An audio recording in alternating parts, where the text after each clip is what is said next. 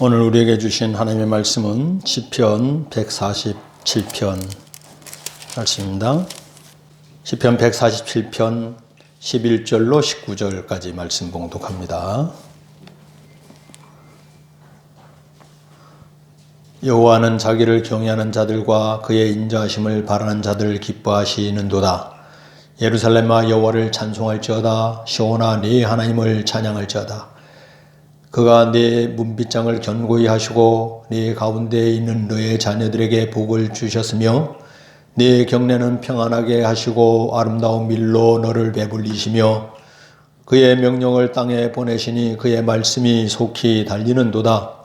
눈을 양털같이 내시며 서리를 재같이 흩으시며 우박을 떡부르스러기 같이 부르시나니 누가 능히 그의 주의를 감당하리요? 그의 말씀을 보내사 그것들을 녹이시고 바람을 불게 하신즉 물이 흐르는도다. 그가 그의 말씀을 야곱에게 보이시며 그의 율례와 규례를 이스라엘에게 보이시는도다. 아멘. 여러분의 인생은 시속 몇 킬로로 달리는 것 같습니까? 50킬로, 60킬로쯤 됩니까? 아니면 70킬로, 80킬로쯤 됩니까? 연세에 비례한다는 말을 많이 하죠. 젊은이들은 그러면 한 30킬로로 느낄까? 그들도 또 빨리 간다 그래요. 야, 20대가 벌써 지나가냐? 너무 아쉬워하는 그런 소리를 하기도 합니다. 근데 역설적으로 말하면은 우리 인생이 힘들고 지루하고 어려워 보십시오. 세월이 금방 안 지나가죠.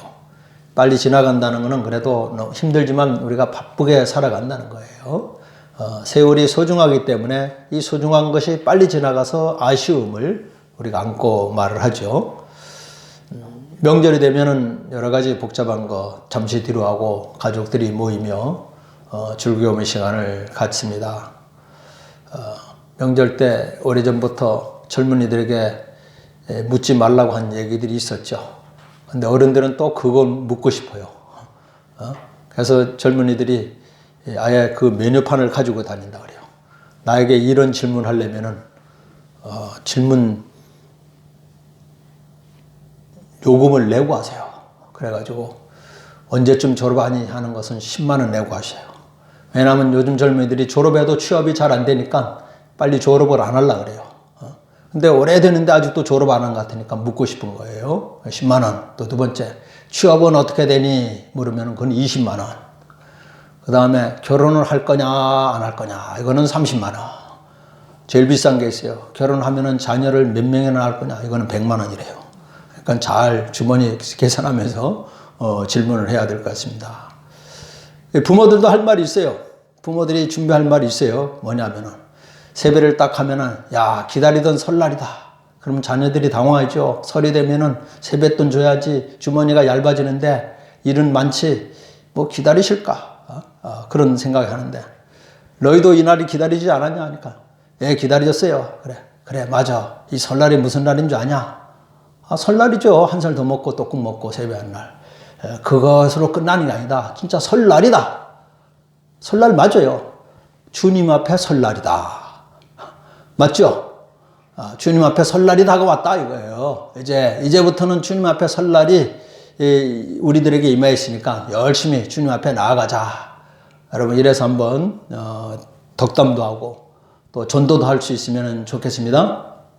설은 좋긴 한데 이제 완전히 양력 음력이 다 가니까 완전히 한 살을 더 먹어서 좀 덜 내켜하는 분들이 있을 거예요.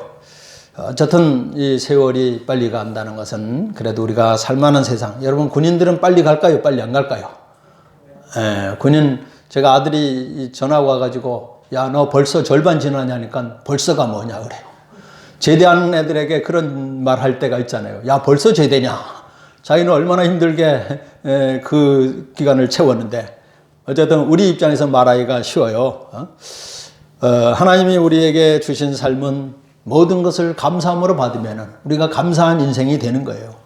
행복하고 복된 삶을 살아갈 수가 있는 것입니다. 저마다 어떻게 하더라도 하나님이 우리에게 주신 삶을 귀하고 복되고 행복하게 살고 싶죠. 그 어떻게 하는 게 참 복된 인생, 행복한 인생을 살아가는 것이냐? 사업이 멋지게 잘 되면은 우리 가족들이 저마다 원하는 일이 잘 풀리면은 좋죠. 좋기도 하죠. 근데 또 우리 하루하루 힘들지 않게 즐겁게 보내면은 복된 인생이기도 합니다만은 그러나 뭐가 더 중요하냐?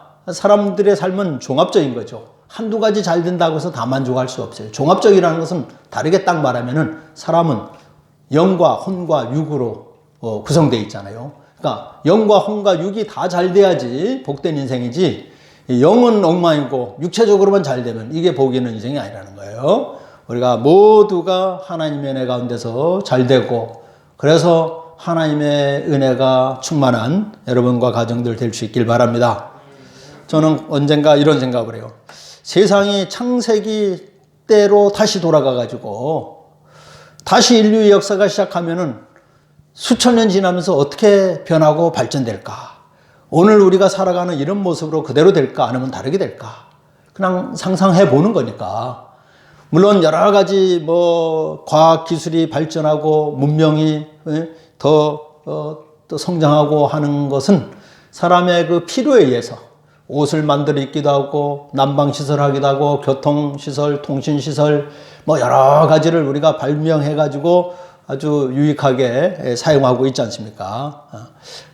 분명히 다시 인류 역사가 시작하면은 같은 점도 많이 있겠고 다르게 발전되는 것도 많이 있을 것이다. 이런 생각을 해봤어요. 음식 문화가 좀 다를 수도 있겠고 주거 형태가 다를 수도 있고 직업이 다를 수도 있겠고 등 있겠죠. 과학의 발명품이 만들어내는 거에 따라서 좀 달라질 수 있을 거예요.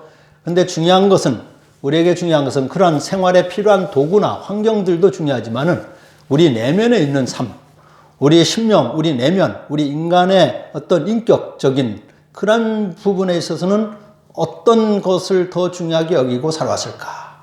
중요한 거는 하나님이 세상을 창조하셨고 우리 인간을 만드셨기 때문에 하나님과의 우리 내면의 관계는 세상이 아무리 바뀌어도 제일 중요하다는 거예요. 하나님을 우리 나의 하나님으로 하나님의 도우심과 하나님의 은혜에 살아간다 해야 된다는 거, 이것은 너무너무 중요하다는 거예요. 그래서 하나님은 우리 인류에게 제일 중요한 선물을 주셨어요. 바로 말씀입니다. 하나님의 말씀 안에 믿음 있고 하나님의 사랑을 느끼고 하나님의 역사를 믿음 안에 우리가 받아들이고 우리가 세상을 어떻게 살아야 된다는 것을 깨우쳐 주셨어요.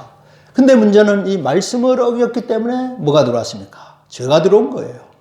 죄가 들어온 것이 그 죄가 자기를 위하는 쪽으로 자꾸 나아가려고 그러죠. 자기 중심의 생각, 자기 욕심, 그리고 다툼, 그게 커지면은 전쟁이 일어나고 이 모든 것이 사실은 하나님의 말씀을 어겼기 때문에 온갖 나쁜 것들이 들어오고 그것에 휩쓸려 살아가며 결국 우리 자신도 불안과 어려움 속에 살아가잖아요. 그 반대는 뭡니까? 평안이에요. 하나님이 주신 평안. 내가 너에게 주는 평안은 세상이 주는 평안과 같지 않다고 했던 이 말씀. 거기에는 감사가 있고 찬양이 있습니다. 오늘 말씀에도 147편에도 감사와 찬양의 시입니다.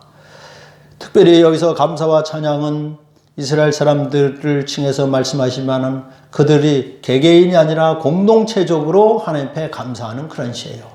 이스라엘 사람들이 바벨론의 포로에 생활하면서 그 포로에서 돌아오면서 하나님의 은혜로 성전을 다시 세우고 가정을 회복하고 그러면서 이 감격스러움을 벅찬 이 감격의 마음을 가지고 하나님을 경배하고 찬양하는 이 마음이에요.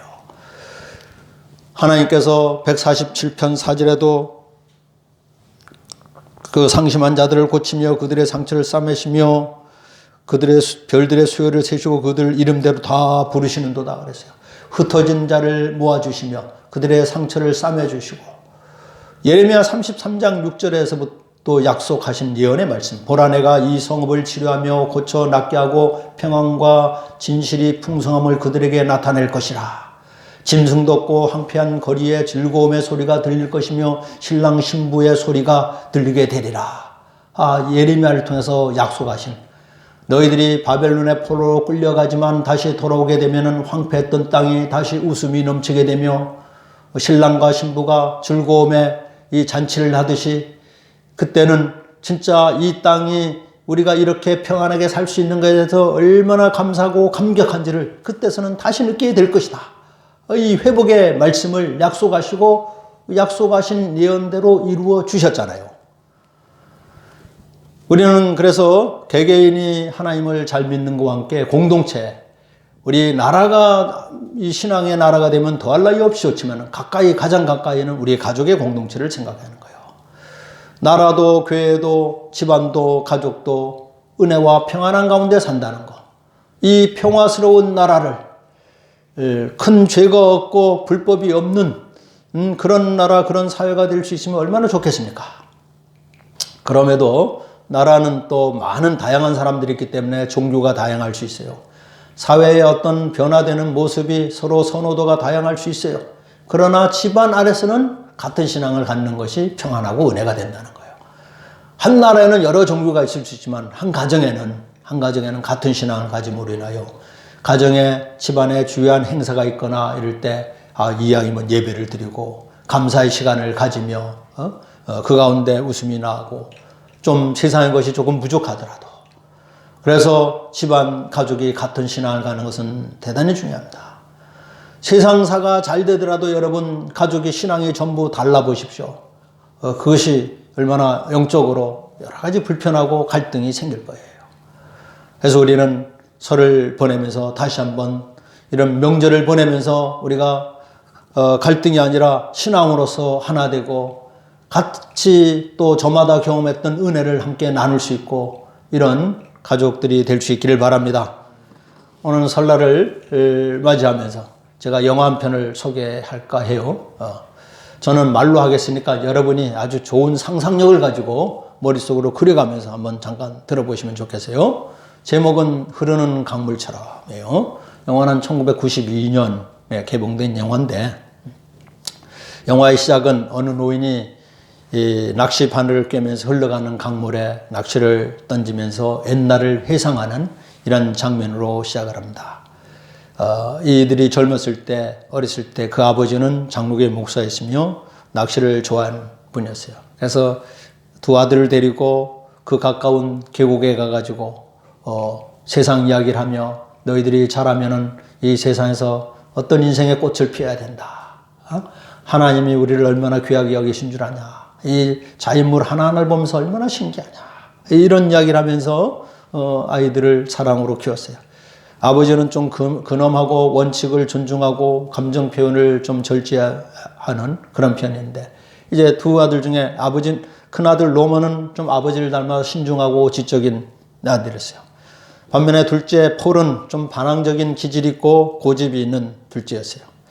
큰아들 로먼에게는 그런 말을 했어요. 너는 글재주가 있으니까 언젠가 나중에 글도 쓰고 책도 쓰고 그러다가 우리 가족사도 좀 기록에 남기면 좋겠다. 이런 말을 하셨어요.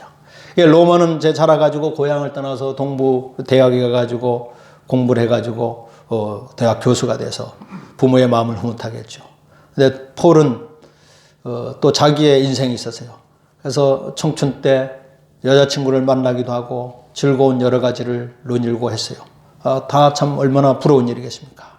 그 제시라는 여자를 만나서 그녀의 가족들과 어울리며 그러다가 이상한 친구들과 휩쓸려가지고 도박에 빠졌어요. 도박에 빠진 걸로 끝나는 게 아니라 거기서 어떤 사고로 죽는 이 아픔이 있는 이런 영화예요. 폴은 고향을 떠나서도 가끔 와가지고 아버지와 함께 어려운 시절에 그 동심의 그 장면을 기억하고 아버지의 사랑, 자기가 받기에는 참 버거운 이런 모습을 마음에 안고 고민하고 또 돌아가고 이랬던 그 모습이 나타나기도 합니다. 젊음의 패기 속에서 그는 술과 도박에 빠지게 되고 빚을 지게 되고 결국 이 빚으로 인하여 폴이 죽는데 죽은 다음에 경찰서에 다녀온 이 노먼 형이 아버지에게 대답을 해요. 동생이 팔이 부러져 가지고 죽었고요. 근데 아버지는 딱 보면서 느꼈어요. 그냥 팔이 부러진 게 아니라 다른 사람하고 싸우다가 반항하다가 결국 죽었다. 것을 알면서 참 괴로웠죠.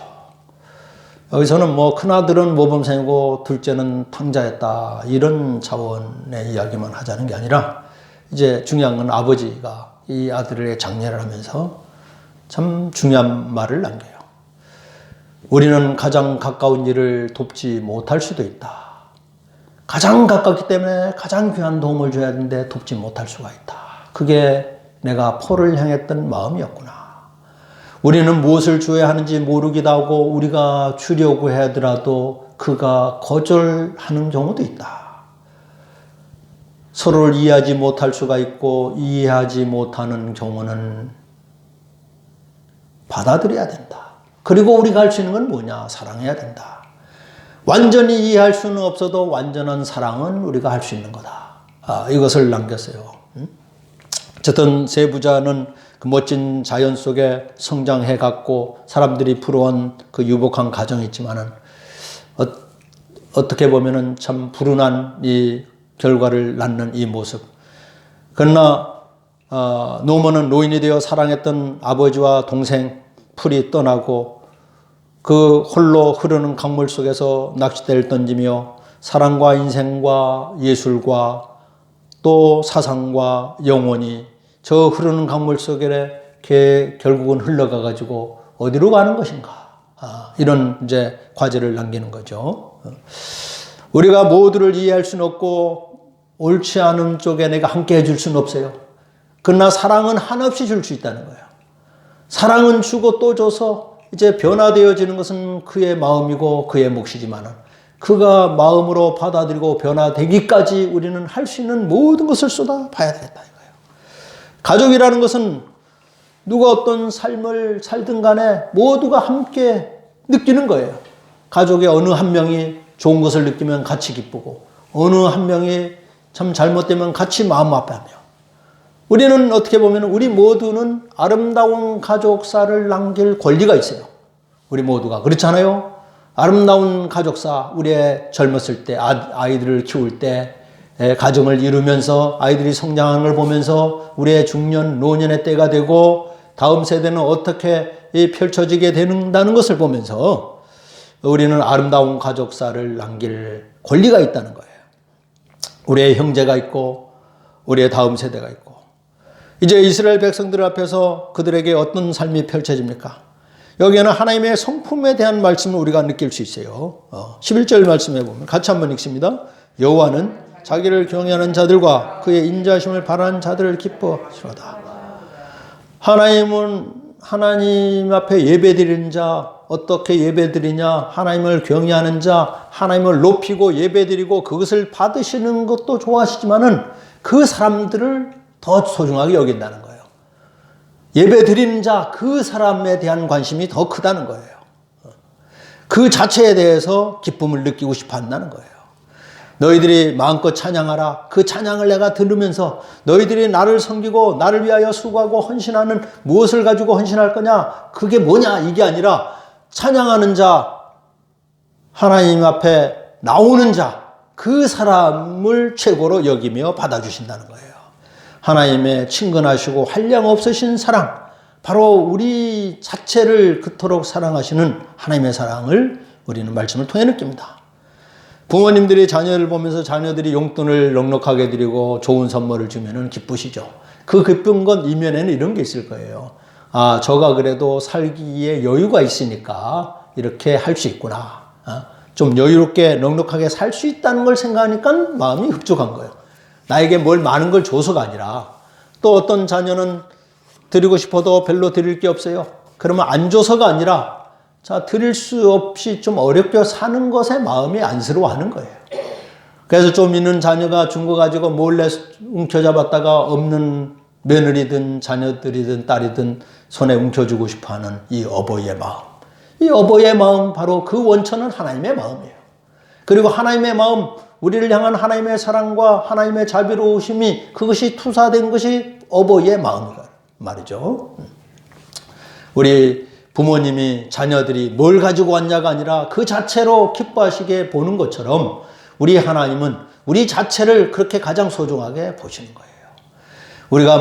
우리는 근데 자녀들은 부모들을 향해서 어떤 마음을 많이 갖습니까? 누구를 더 챙겨줍니까? 누구를 더 위해줍니까? 어릴 때는 잘 몰라서 형만 위해줘, 언니만 챙겨줘, 동생만 편해 이런 생각을 했지만은 커서는 바뀌어야 되겠죠. 커서는 나에게 맞는 사랑을 주셨다. 자, 12절 말씀대로 예루살렘이 찬송하고 시온이 하나님 찬양하는데 그것은 도시고 성읍이잖아요. 도시고 성읍. 도시를 다시 세우고 성읍을 다시 증축을 했어요. 그곳에서 하나님을 찬양하는 그런 모습. 그러나 역시 마찬가지예요. 하나님은 그 백성들을 더 귀하게 보신다는 거예요.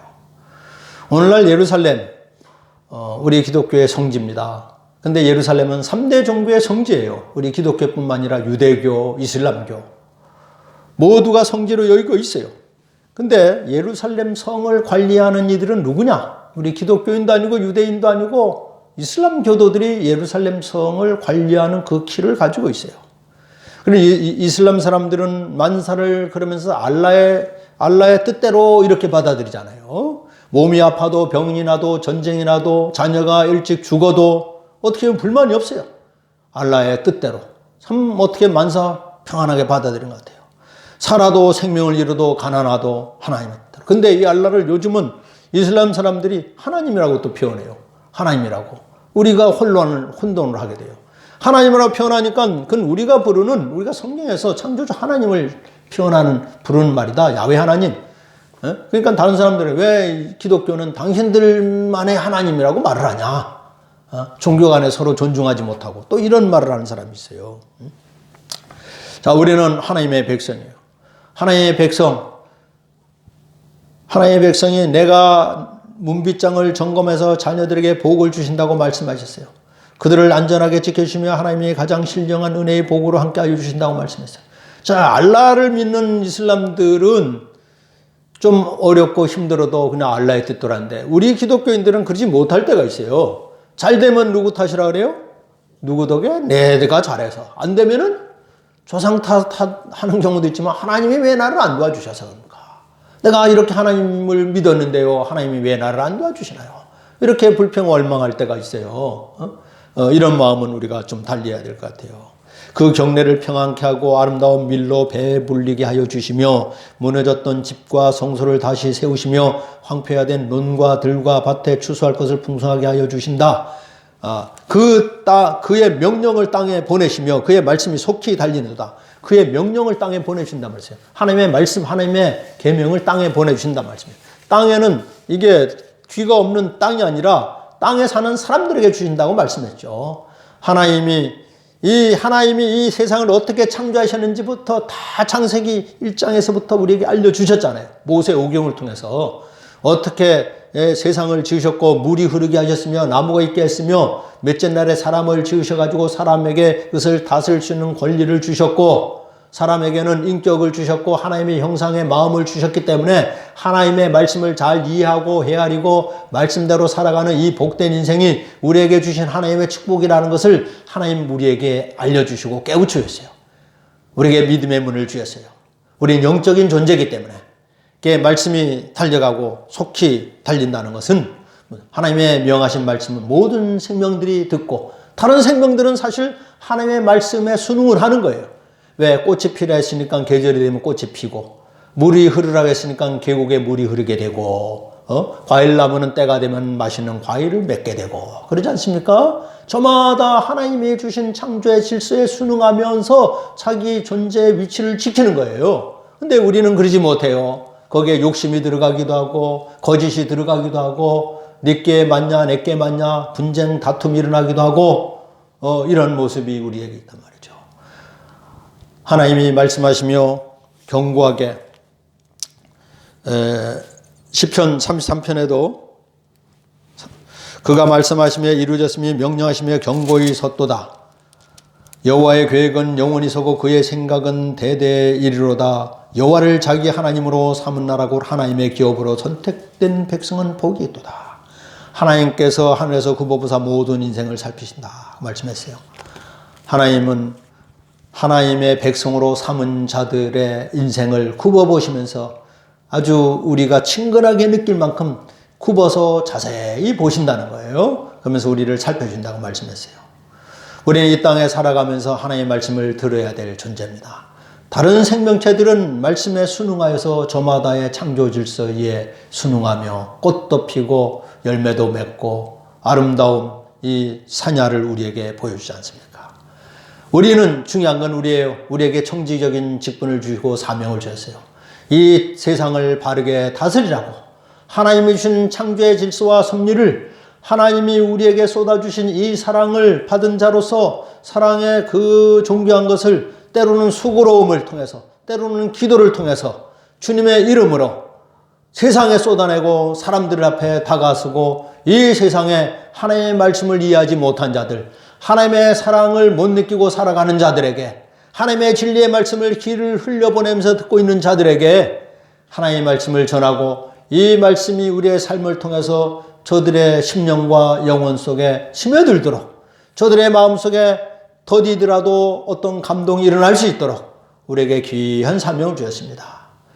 우리는 세상이 흘러가는 강물처럼 그냥 덧없이 흘러가는 것이 아니라 세월이 빠르다고만 할 것이 아니라 우리에게 주신 똑같이 주신 한 해, 한 달, 하루를 귀하게 의미 있게 가족이 모일 때 가장 좋은 곳으로 나누며 아름다운 우리 가정사를 만들어낼 수 있는 모두가 될 수 있고 또 이 명절을 보내면서 하나님의 은혜의 웃음꽃이 피는 집안이 될 수 있기를 기원합니다. 기도하겠습니다. 하나님께서는 우리를 사랑하시며 우리에게 세상에 가장 좋은 것으로 함께하여 주셨습니다.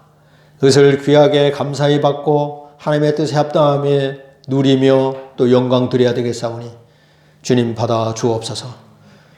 우리 명절이 있습니다. 가족이 모일 때 서로 간에 마음의 어려움도 풀어지며 힘이 되게 하여 주시고 소리에 좋은 것을 함께 나누면서 그 즐거움이 복된 삶이 갑절이 되게 하여 주옵소서.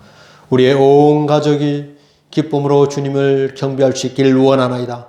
그러기까지 우리가 할 수 있는 모든 수고와 사랑의 헌신이 저희가 기쁘게 감당하게 하여 주옵소서.